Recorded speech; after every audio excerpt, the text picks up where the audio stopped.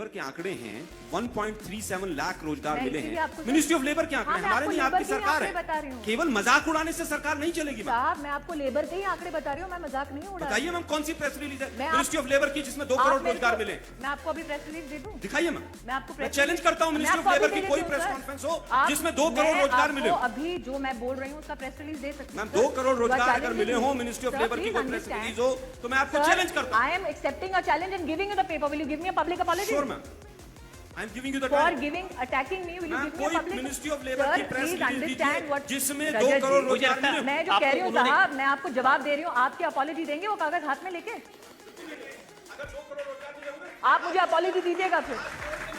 मैं जानती भी नहीं हूँ आप कौन है। You got your 2 minutes of fame, but I'll give you that paper. लेकिन ठीक है, बोलिए सर। मुझे आपकी माफी की दरकार नहीं है, लेकिन अटैक करने से पहले थोड़ा स्टडी कर लीजिए। हाँ सर, लेकिन आपसे मैं कहना चाहती हूँ, मैं आपको कागज दे दूंगी। आपका आ गया इंडिया टीवी पे, आप मुस्कुरा भी रहे हैं। आप आगे पूरी दुनिया ने देख लिया आपको। प्लीज मेरा आपसे निवेदन है। लेकिन कागज आपको, मैं गुमराह नहीं कर रही हूँ, मैं आपको आंकड़े दे रही हूँ जिसको क्वांटिफाई कर सकते हैं। आप सवाल पूछ लीजिए। आप राहुल जी पे अटैक से इतना गुस्सा हो जाएंगे, मैं नहीं जानती थी। नहीं, और राहुल जी भी अप्रिशिएट करेंगे आपको। अच्छा ठीक है, डोंट वरी। ये इस विषय को यहाँ छोड़ देते हैं, इस विषय को यहाँ छोड़ देते हैं। I don't mind you supporting Rahul Gandhi sir. I did not know you get so hurt. No problem, I give you the paper. I give you the paper. आप गलत सही तो ये बाद में तय कर लेंगे। हाँ, इसी मैं कह रहा हूँ बहस मत करिए, आप सवाल पूछ लीजिए। आपने से जो भी लोग सवाल पूछना चाहते हैं वो हर सवाल का जवाब देने के लिए तैयार है। पूछना, डिबेट करना। जी हाँ, आपके पास माइक्रोफोन आने दीजिए। हाँ सर, हाँ माइक। मैडम मेरा नाम आकाश जिंदल है, इकोनॉमिस्ट हूँ। आप टेक्सटाइल मिनिस्टर हैं। आपकी मिनिस्ट्री कन्वेंशनली एग्रीकल्चर के बाद हाईएस्ट एम्प्लॉयमेंट प्रोवाइड करती है, ये हम जानते हैं सब। जब से आपकी पार्टी गवर्नमेंट में आई है, चाहे महिलाओं की बात हो, चाहे मेल्स की बात हो, ग्लोबल रिपोर्ट से हमारे पास इंडिया के अंदर पोटेंशियल है 25% ग्रोथ का एम्प्लॉयमेंट में सिर्फ आपकी मिनिस्ट्री के अंदर। आप भी जानती है कि ग्रोथ कितनी हुई है। आपकी और मोदी साहब की बहुत रिस्पेक्ट करते हैं, बट आप ये बताइए टेक्सटाइल मिनिस्ट्री ने जो एम्प्लॉयमेंट फीमेल्स को या इन जनरल इंडिया में दी है, क्या आप दिल पे हाथ रख के उससे सेटिस्फाइड हैं? हम बिल्कुल आपकी बात को इंडोर्स करते हैं। मैं आपको 2 चीज़ें बता सकती हूँ सर। आप इकोनॉमिस्ट हैं तो आप आंकड़ों पे जाएंगे। टेक्सटाइल कमिश्नर का एक ऑफिस होता है, आपको पता होगा। साल 2004 तक टेक्सटाइल कमिश्नर का ऑफिस स्टैटिस्टिकल ऑफिस हुआ करता था। इसका मतलब इंडस्ट्री में चाहे आपको धागा बेचना हो, चाहे कपड़ा बेचना हो, चाहे कपड़े को सिलना हो, अटल जी की सरकार में विधिवत डेटा कंसोलिडेट करके, क्वांटिफाई करके, सर्टिफाई करने का काम टेक्सटाइल कमिश्नर का ऑफिस करता था। उस स्टैटिस्टिक्स ऑफिस को डिसबैंड किया यूपीए ने। क्या आप जानते थे?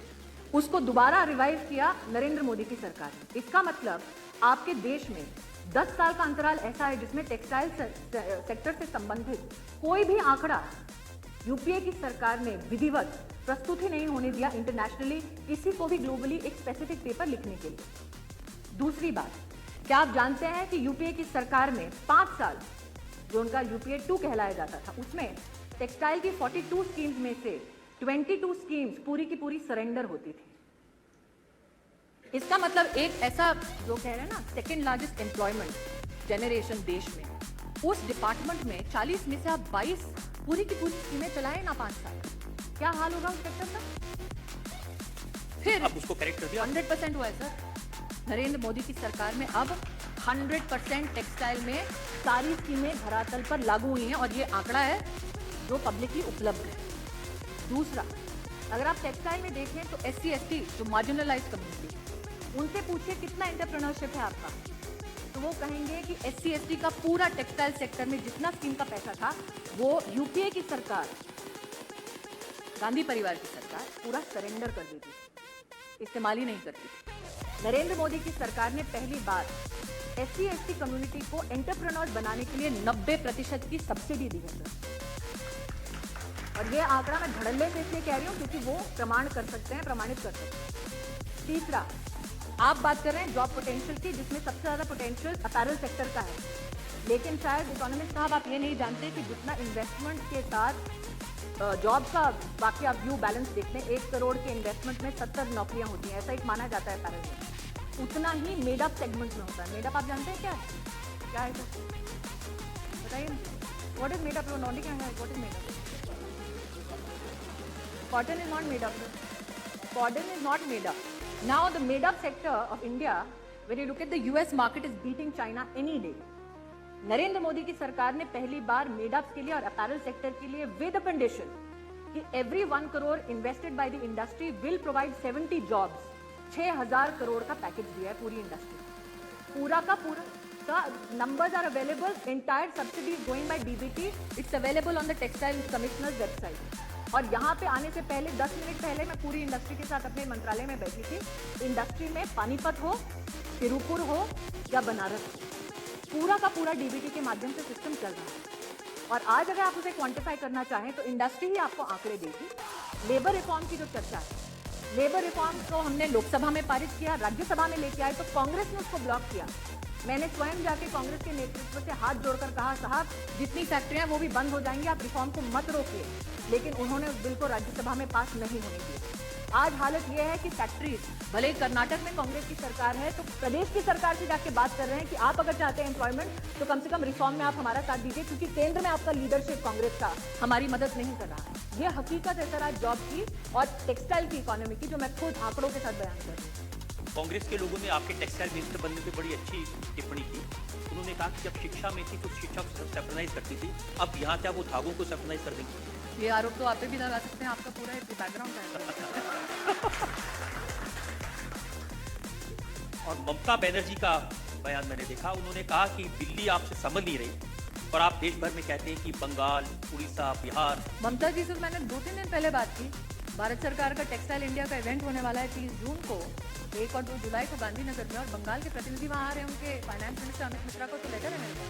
लेकिन उनकी नाराजगी इतनी तो समझ रही है कि वो दिल्ली छोड़िए गुजरात आ रहे हैं। तो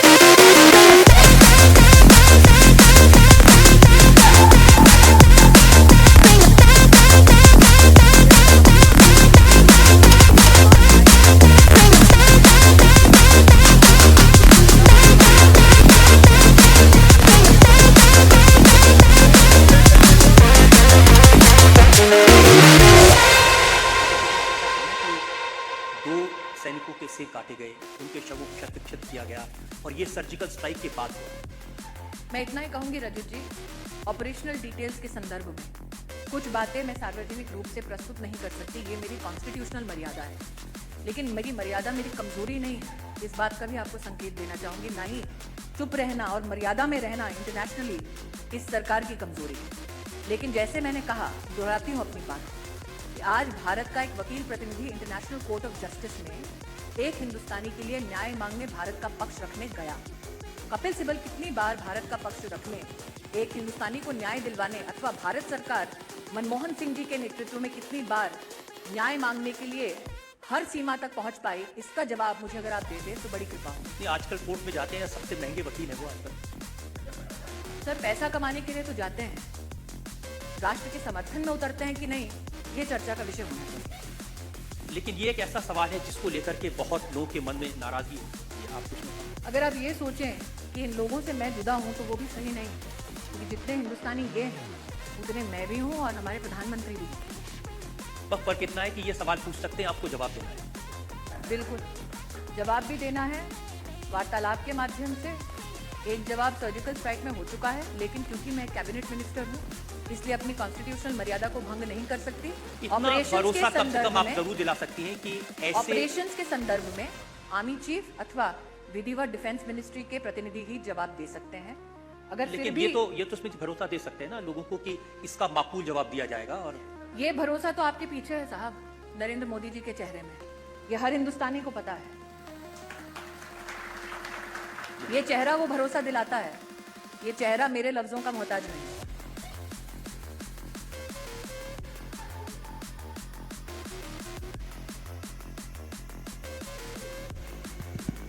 मैं अच्छा, माइक चला, वरना रजत जी कहते सरकार ने जनता की आवाज बंद कर दी।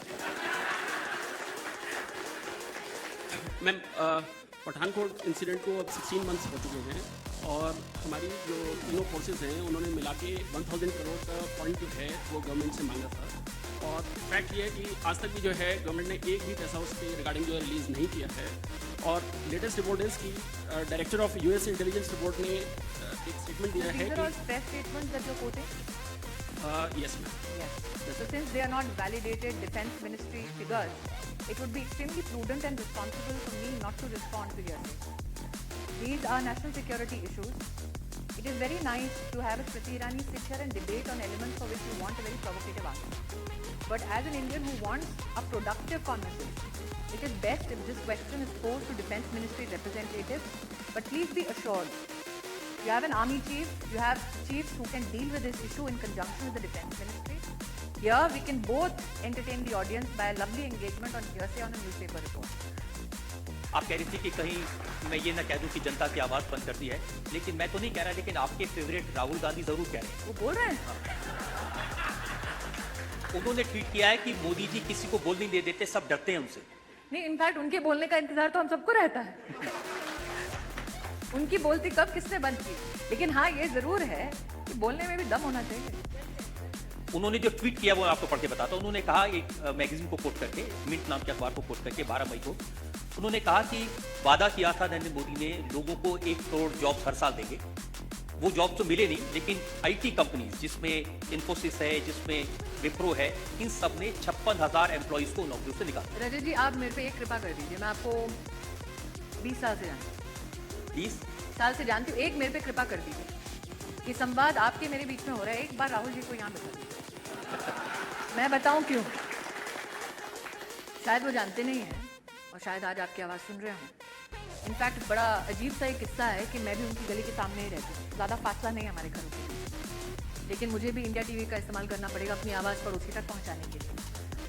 ऐसा है कि इस देश में एम्प्लॉयमेंट के करेक्ट डेटा देने के कोई भी रास्ते नहीं है। शायद राहुल गांधी जी को पता ना हो, एनएसएसओ के पास एक मैंडेट रहता है। हमारे देश में इनफॉर्मल इकोनॉमी जो है, जिसमें 90% महिलाएं हैं, उसको कैटेगराइज करके उस डेटा को कॉन्फ़िगर करके किसी भी रिसर्चर के सामने प्रामाणिकता से रखने के लिए कोई एजेंसी नहीं है। ये आंकड़े जो राहुल जी के पास आए वो किस एजेंसी से आए? नरेंद्र मोदी ने अपने नेतृत्व में पहली बार एक टास्क फोर्स बनाई, अरविंद पानीग्रिया जी वाइस चेयरमैन है नीति आयोग के। उनके नेतृत्व में, ताकि एम्प्लॉयमेंट के जितने आंकड़े हैं वो कम से कम सामने तो आए देश के सामने। क्योंकि हर बार हम जब चर्चा करते हैं एम्प्लॉयबिलिटी की, एम्प्लॉयमेंट की, तो हम तथाकथित नंबर्स पे चर्चा करते हैं।